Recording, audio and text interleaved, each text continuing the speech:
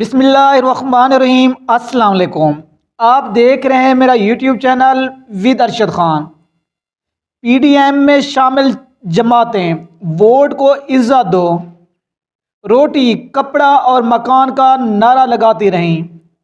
ان کا یہ دعویٰ رہا ہے کہ ہم عوامی جماعتیں ہیں اور صرف عوام کی طاقت سے اقتدار میں آتی ہیں۔ یہ الگ بات ہے، ملکی سیاسی تاریخ مختلف ڈیلز اور این آر اوز کے ساتھ اقتدار کی منتقلی کی شاہد ہیں۔ اس کی وجہ یہ ہے ہمارے ہاں جمہوریت کمزور ہے۔ یہ سیاسی جماعتیں خود بھی جمہوری نہیں اور موروثیت پر کھڑی ہیں۔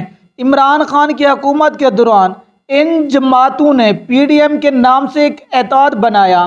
یہ حکومت کو اس فورم سے شدید تنقید کا نشانہ بناتی رہیں اور کہتی رہیں پی ٹی آئی سے ملک سنبھالا نہیں جا رہا۔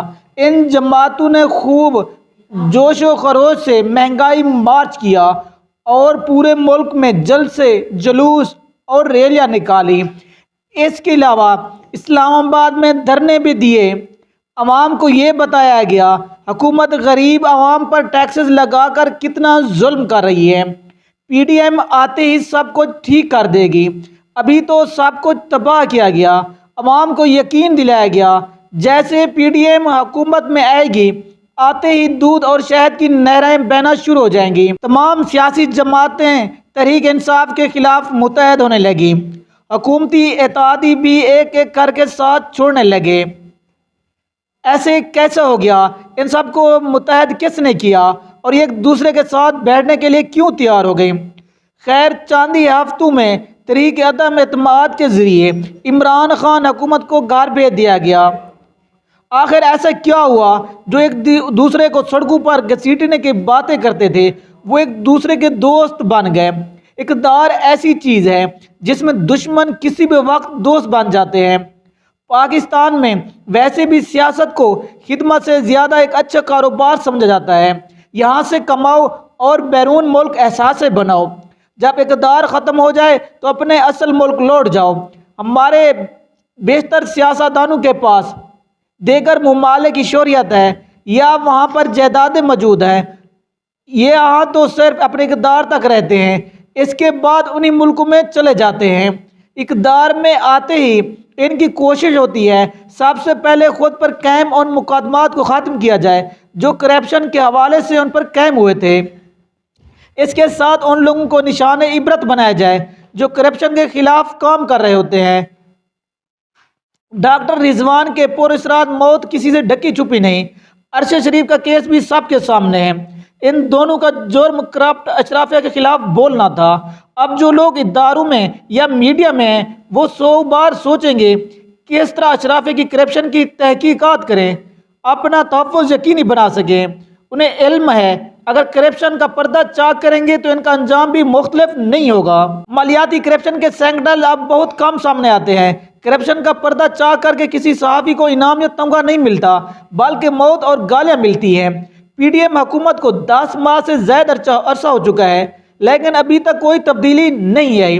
نہ ہم نئے پاکستان میں ہیں اور نہ ہی پرانے پاکستان میں ہیں۔ ہم کسی الگ ہی پاکستان میں ہیں جہاں لوگوں کو ٹویٹ کرنے پر گرفتار کیا لیا جاتا ہے، جہاں پر بیوہ خواتین کی کردار کشی کی جاتی ہے، کسی کی تکلیف پر اس کا مذاق بنایا جاتا ہے، پارک میں واک کرتی خواتین کے ساتھ ریپ ہو جاتے ہیں، موبائل چھینتے وقت کسی کی بھی جان لی جاتی ہے۔ مہنگائی اتنا ہو گئی کہ مڈل کلاس طبقہ غربت کی لکیر سے نیچے چلا گیا ہے۔ لوگوں کے پاس اتنے پیسے نہیں ہیں کہ وہ پیٹ بھر کر کھا نہ سکیں۔ ہر کوئی مہنگائی کی وجہ سے اذیت و کرب میں مبتلا ہے۔ گزشتہ 3 ہفتوں میں پٹرول کی فی لیٹر قیمت میں 50 روپے سے زائد کا اضافہ ہو چکا ہے۔ اس وقت پٹرول کی فی لیٹر قیمت 275 روپے کی تاریخی سطح پر پہنچ چکی ہے۔ محض پٹرول نہیں، ڈیزل اور مٹی کے تیل کی قیمتیں بھی اتنی تناسب سے اضافہ ہو چکا ہے۔ گیس اور بجلی پہلے مہنگی ہیں اور ہر وقت دستیاب بھی نہیں۔ اس کے باوجود ان کی قیمتوں میں اضافہ ہو رہا ہے۔ گیس کی قیمت میں 113% تک اضافہ ہو گیا ہے۔ بجلی کی فی یونٹ قیمت بھی مسلسل بڑھ رہی ہے۔ ملک کی معیشت ڈوبتی جا رہی ہے، روپے کی قدر گرتی جا رہی ہے، لوگوں کی قوت خرید پر سقط ہے اور مہنگائی کا گراف بلند سے بلند تر ہوتا جا رہا ہے۔ آٹا، گھی، چینی، پھل، سبزیاں اور دالیں غریب طبقے کی پہنچ سے دور ہو گئی ہے۔ اگر کوئی بیمار ہو جائے تو لوگ درد کی دوا کھا لیتے ہیں، ان کے پاس علاج کے لیے پیسے نہیں ہیں۔ شادی، تعلیم، اچھی خوراک جیسی ضرورتیں پوری کرنا اب ایک خواب سا بن کر رہ گیا ہے۔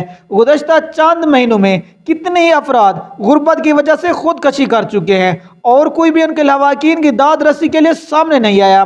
اس وقت سیاسی انتقام بھی عروج پر ہے۔ مخالف سیاسی قیادت اور صحافیوں کو اس کا نشانہ بنایا جا رہا ہے۔ اتنی مہنگائی، معاشی بدحالی، افراتفری اور دہشت گردی کے ابھرتے خدشات سے کیا ظاہر ہوتا ہے؟ پی ڈی ایم حکومت ناکام ہو چکی ہے اور اپنی ناکامی ماننے کے لیے تیار نہیں۔ اگر آپ سے حکومت نہ چلے تو اقتدار سے الگ ہو جانا چاہیے۔ یہاں تو خاندانوں کے خاندان ہم پر مسلط ہیں جو یہ سمجھتے ہیں صرف ان کے بچے، چچا، ماموں، بھتیجے، بھانجے، سمدھی، بہو اور داماد اس اہل ہیں، وہ ملک کو ٹھیک کر سکتے ہیں، باقی سب لوگ نہ سمجھ جائیں۔ یہ ثابت ہو چکا ہے موروثی سیاستدانوں سے کچھ ٹھیک نہیں ہو رہا بلکہ چیزیں مزید خراب ہو رہی ہیں۔ اگر الیکشن کی بات کریں تو اس وقت 2 صوبائی اسمبلیاں تحریر چکی ہیں۔ نہ جانے وہ کون سی قوتیں ہیں جو ہمیں الیکشن کی طرف جانے نہیں دے رہی۔ ایسی کیا مجبوریاں ہیں؟ الیکشن کی تاریخ نہیں دی جا رہی۔ عوام کی اکثریت یہ سمجھتی ہے نئی ملک کی قیادت آئے گی تو معاملات ٹھیک ہونا شروع ہو جائیں گے، مگر ایسا نہیں لگ رہا۔ انتخابات 90 دن کی عینی میعاد میں ہو جائیں گے۔ پی ڈی ایم اگر سیاسی جماعتوں کا اتحاد ہے تو پھر انتخابات سے کیوں بھاگ رہے ہیں؟ ووٹ کو عزت دے کے نعرے کا کیا ہوا؟ جمہوریت کی بالادستی کے نعرے کہاں گئے؟ مہذب جمہوریتوں میں چلتی حکومت کا تختہ نہیں الٹا جاتا۔ اگر آپ کسی منصب، کسی عہدے کے قابل نہ ہوں تو اس کو قبول نہیں کرنا چاہیے۔ بدقسمتی سے ان لوگوں کو حکومت دی گئی جو اس کے قابل نہ تھے۔ اس وقت کابینہ کی تعداد 85 ہو چکی ہے، پھر بھی ملک کے حالات صحیح نہیں ہیں۔ جب حکومت کے پاس کوئی ویژن نہیں، کوئی پالیسی نہیں، کوئی روڈ میپ نہیں تو کابینہ کا حجم کیوں بڑھایا جا رہا ہے؟ کابینہ کا مسلسل بڑھتا حجم بھی خزانے پر بوجھ ہے۔ وزراء اور معاونین نہ صرف بھاری تنخواہیں لیتے ہیں بلکہ رہائش، گاڑیاں، پروٹوکول، مفت پٹرول اور ملازمین بھی لے لیتے ہیں۔ دفتری اخراجات، دورے اور فون کے بل اس کے علاوہ ہیں۔ ایک غریب ملک کو کیا یہ سب زیب دیتا ہے؟ ایک طرف غربت ہے اور دوسری طرف سیلاب زدگان، لیکن ہماری اشرافیہ اپنی موج میں لگی ہوئی ہے۔ جب تک نئے انتخابات نہیں ہوں گے حالات ٹھیک نہیں ہوں گے۔ اگر سرکاری خزانے میں 85 رکنہ کابینہ کے بوجھ اٹھانے کے پیسے ہیں اور وزیر خارجہ کے لاتعداد دوروں کی گنجائش ہے، ارکان اسمبلی کے ترقیاتی کاموں کے پیسے ہیں، تو پھر الیکشن کرانے کے لیے بھی پیسے ہوں گے۔ پی ڈی ایم سرکار کو مخالفین کو سیاسی انتقام کا نشانہ نہیں بنانا چاہیے۔ کھلے دل کے ساتھ اپنی ناکامی قبول کریں، اگلے الیکشن کی تیاری کریں اور فیصلہ عوام پر چھوڑ دیں۔ عوام خود الیکشن میں فیصلہ کریں گے وہ کس کو ملک کا حکمران دیکھنا چاہتے ہیں۔ اس وقت نئے انتخاب ہی درپیش بحرانوں کو کم کر سکتے ہیں۔